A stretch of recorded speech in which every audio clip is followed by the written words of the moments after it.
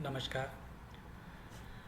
मैं doctor H.N.. व्यास, सह आचार्य, समाजशास्त्र विभाग, माणिक्यलाल वर्मा राजकीय महाविद्यालय भीलवाड़ा। पिछली क्लास के अंतर्गत अपन ने अवलोकन के बारे में अपन ने अध्ययन किया और अवलोकन के पूरे पाठ का अपन ने प्रकार, अवलोकन के प्रकार इत्यादि अपन ने सारा अध्ययन करके उसको समाप्त किया। आज अपन उसी की कंटिन्यूटी में अपन बातचीत करेंगे निदर्शन पद्धति। निदर्शन पद्धति किसे कहते हैं? जैसा कि कई बार यदि अपन इसको इंग्लिश में बात करें तो सैम्पलिंग कहेंगे। सैम्पलिंग किसे कहते हैं?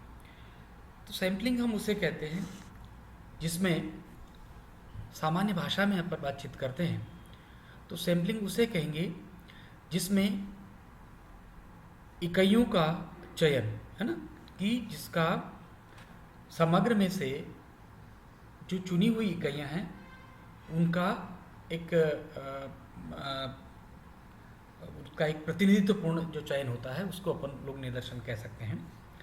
क्योंकि जैसा कई बार अपन ने देखा होगा कि अपने घर पर भी जब व्यापारी कोई भी सामान खरीदने आता है या अपन व्यापारी के यहाँ कोई सामान खरीदने जाते हैं तो एक आयरन की एक रोड होती है, उसको उस बैग के अंदर डालता है और कुछ अनाज के दाने ले आता है और अपन उसके आधार पर या तो व्यापारी उसकी प्राइस तय कर लेता है या हम लोग उसको देख कर ये तय कर लेते हैं कि ये अच्छा है या बुरा है।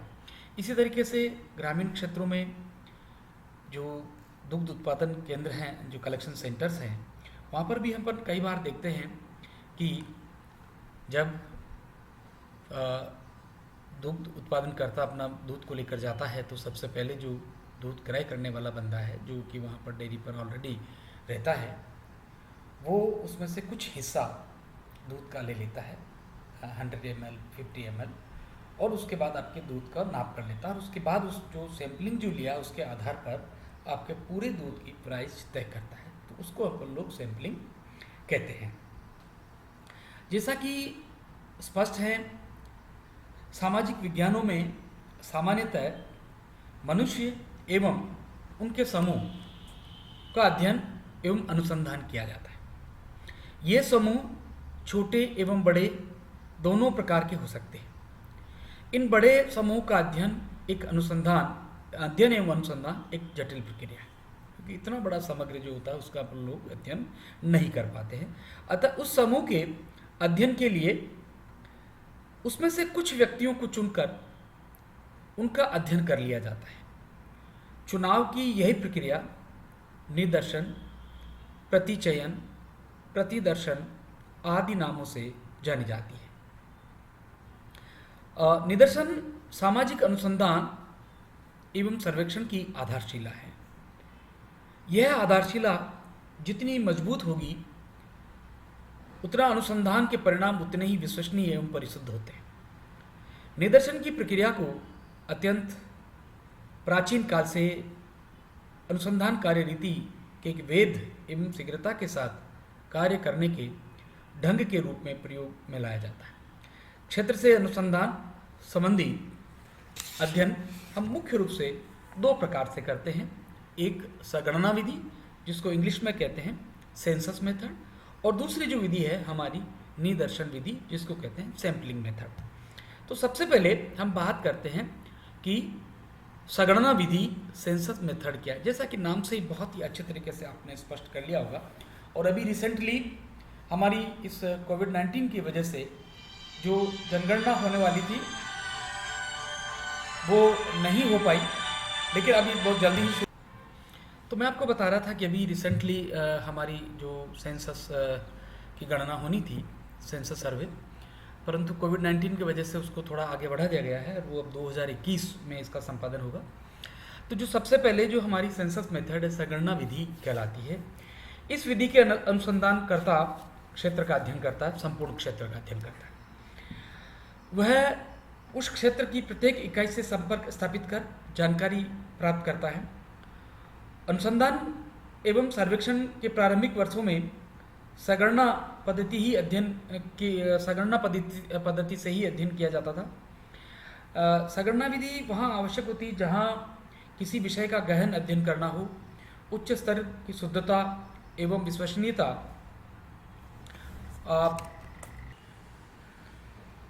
जिसमें प्रतिनिधित्व, विश्वसनीयता एवं लोच का गुण होता है। तथापि यह उल्लेखनीय है कि निदर्शन समग्र का 100% सही प्रतिनिधित्व न होकर लगभग प्रतिनिधित्व होता है। प्रस्तुत अध्याय में हम निदर्शन का अर्थ, उसके प्रमुख प्रकार, निदर्शन का चुनाव की प्रमुख विधियां और उसके गुण और दोष की जानकारी प्राप्त करेंगे। सबसे पहले अपन ये देखेंगे कि निदर्शन जो है की दो प्रमुख विधियां हैं। पहला संगणना विधि, जिसको अपन लोग कहते हैं सेंसस मेथड। इसके अंतर्गत हम लोग, जैसा कि मैंने पूर्व में बताया आपको, कि समस्त इकाइयों का अध्ययन किया जाता है। और दूसरी जो मेथड है हमारा सैम्पलिंग मेथड है। इस मेथड के अंतर्गत नमूने प्रतिदर्श के रूप में चुनी हुई कुछ इकाइयों का अध्ययन करता है। अतः प्रत्येक शोधकर्ता शोध कार्य प्रारंभ करने से पूर्व अध्ययन क्षेत्र यानी समग्र का आकार देखता है।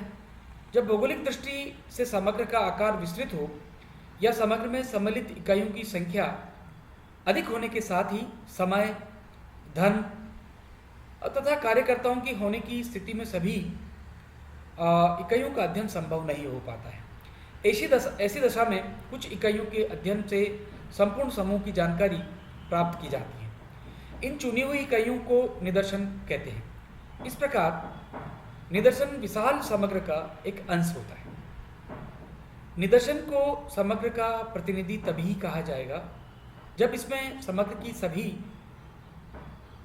विशेषताएं मौजूद हो और उसके साथ सभी इकाइयां मौजूद हो। जैसे रक्त की एक बूंद की जांच समस्त रक्त की अवस्था के साथ ही शरीर में रोग को बता देती है। बोरी से निकाला गया एक मुट्ठी अनाज संपूर्ण अनाज की गुणवत्ता को बता देता है। उसी प्रकार निदर्शन भी समग्र का प्रतिनिधित्व करता है। सामाजिक अनुसंधान में निदर्शन के चुनाव के दो कारण हैं। पहला, समग्र के अध्ययन की तुलना में कम समय, धन और श्रम की आवश्यकता होती है। निदर्शन के अध्ययन से भी लगभग वही परिणाम प्राप्त होते हैं जो कि समग्र के अध्ययन से प्राप्त होते हैं। निदर्शन चुनने का यह दूसरा कारण अधिक महत्वपूर्ण है। उपरोक्त वर्णन तथा विवेचनाओं के अनुरूप निदर्शन को विभिन्न विद्वानों द्वारा परिभाषित करने का प्रयास किया है, जो कि निम्न है। पहला, गुडे एवं हार्ट बताते हैं कि एक निदर्शन, जैसा कि इसके नाम से ही स्पष्ट है, कि किसी विशाल संपूर्ण का छोटा प्रतिनिधित्व है ना, एक विशाल क्षेत्र का छोटा प्रतिनिधित्व। और इसको पीवीएम इस प्रकार समझाने का प्रयास करते हैं कि उस संपूर्ण समूह अथवा समग्र का एक लघु चित्र जिसमें से निदर्शन लिया गया है, उसको हम लोग निदर्शन कहते हैं। इससे पूर्व अपन सहगणना विधि के बारे में भी थोड़ी बातचीत कर लेते हैं कि सहगणना विधि की उपयोगिता एवं गुण किस प्रकार हमारे इसमें होते हैं। उसके बाद अपन निदर्शन के बारे में बातचीत करेंगे। क्योंकि हम लोग दो बातें कर रहे थे, एक हमारी बात थी संगणना विधि की और दूसरी थी निदर्शन विधि की। तो सबसे पहले हमें संगणना विधि को समझने की आवश्यकता होगी, क्योंकि जब हम लोग संगणना विधि समझ लेंगे उसके बाद हमें आसानी से निदर्शन भी हमें समझ में आ जाएगा। क्योंकि जो हमारा सेंसस मेथड है वो होल का अध्ययन है, जबकि निदर्शन जो है समूह की कुछ लघु इकाइयों का अध्ययन की बातचीत करते हैं। विशाल में से छोटा प्रतिनिधित्व है।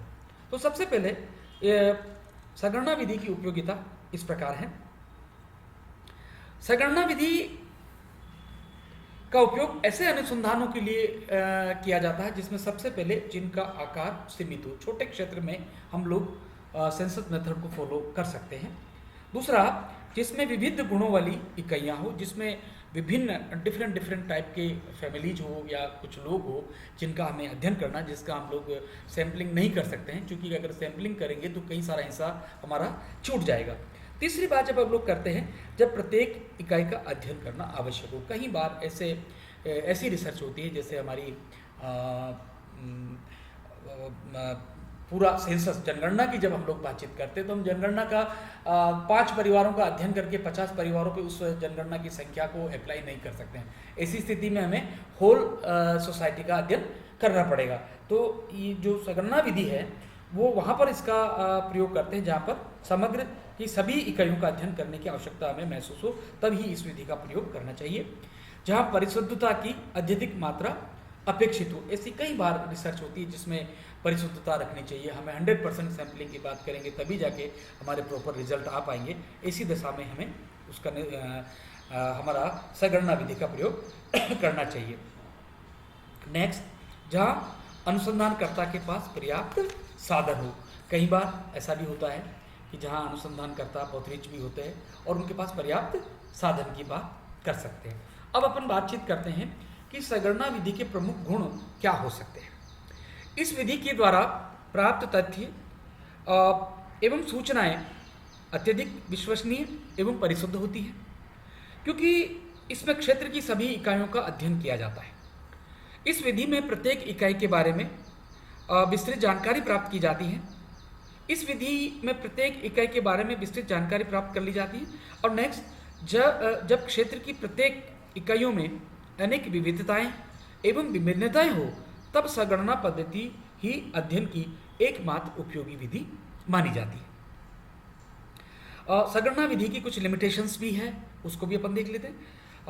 संगणना विधि का प्रयोग सभी अनुसंधानों में नहीं किया जाता है, क्योंकि इस विधि का कुछ हमें लिमिटेशंस, हमारी कुछ जो है वो सीमाएं हमारे पास सामने रहती है। पहला, विशाल क्षेत्र। जब अनुसंधान का क्षेत्र विशाल एवं विस्तृत हो, तब इस क्षेत्र की प्रत्येक इकाई से संपर्क स्थापित करना संभव नहीं हो पाता है।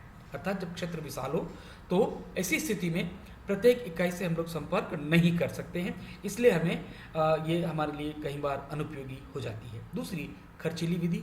निश्चित रूप से इस विधि के अध्ययन करने में अधिक धन की आवश्यकता होती है, अधिक मैन पावर लगता है, इसलिए पैसा ज़्यादा खर्च होगा। इसलिए इसका प्रयोग सरकार द्वारा जनगणना आदि के लिए ही किया जाता है। बाकी सामान्य रिसर्चर की वो नहीं हो पाता है, इसलिए ये खर्चीली विधि मानी जाती है। अधिक समय की आवश्यकता। संगणना विधि में प्रत्येक इकाई से संपर्क करने के कारण अधिक समय लगता है। और तीसरा, व्यापक संगठन एवं श्रम की आवश्यकता। इस विधि द्वारा सूचनाएं संकलित करने के लिए कई अनुसंधानकर्ताओं की आवश्यकता होती है, अतः इसमें व्यापक संगठन एवं श्रम की आवश्यकता महसूस की जाती है। नेक्स्ट है अनुसंधान की प्रकृति एवं उद्देश्य। जब अनुसंधान में बहुत सजातीयता हो, तब निदर्शन विधि द्वारा प्रत्येक निष्कर्षों में बहुत अधिक अंतर न हो, तब भी संगणना विधि का उपयोग अनुपयुक्त प्रतीत होता है। ये तभी उपयोगी होती है जब हमारे अनुसंधान के जो फैमिलीज़ हैं या और कुछ हमारी इकाइयाँ हैं, उनमें भिन्नताएं हो रही है वो, तो हम लोग इस अनुसंधान का प्रयोग करते हैं। अब हम बातचीत करते हैं पुनः निदर्शन विधि। अब निदर्शन विधि में जैसा कि मैंने आपको गुडे एवं हट की डेफिनेशन लिखाई थी, पीवी यंग की डेफिनेशन बताई थी। अब मैं बातचीत करूंगा जे.एन. जॉन के अनुसार।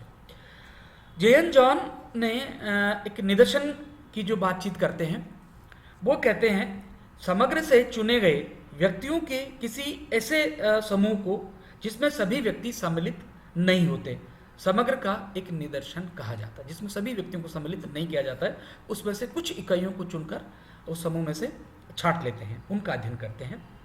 और जहोदा एवं कुक के अनुसार यदि हम किसी जनसंख्या के बारे में कुछ जानने के उद्देश्य से उसके कुछ तत्वों का चुनाव करते हैं, हम उन तत्वों के समूह को निदर्शन कहते हैं। सिनपाओ यंग ने इसको इस प्रकार से परिभाषित करने का प्रयास किया है। इस सांख्यिकीय निदर्शन संपूर्ण समूह का प्रतिनिधि अंश है। बोगार्डस ने कहा है कि निदर्शन एक पूर्व निर्धारित योजना के अनुसार इकाइयों के एक समूह से निश्चित प्रतिशत का चयन है। और इसी को FN कर्लीजर ने लिखते हैं, निदर्शन समग्र अथवा जनसंख्या के किसी एक अंश को उस समग्र के प्रतिनिधित्व के रूप में लिया जाना चाहिए। धन्यवाद, कल अपन इसको देखेंगे कि निदर्शन के उद्देश्य किस प्रकार के हो सकते हैं।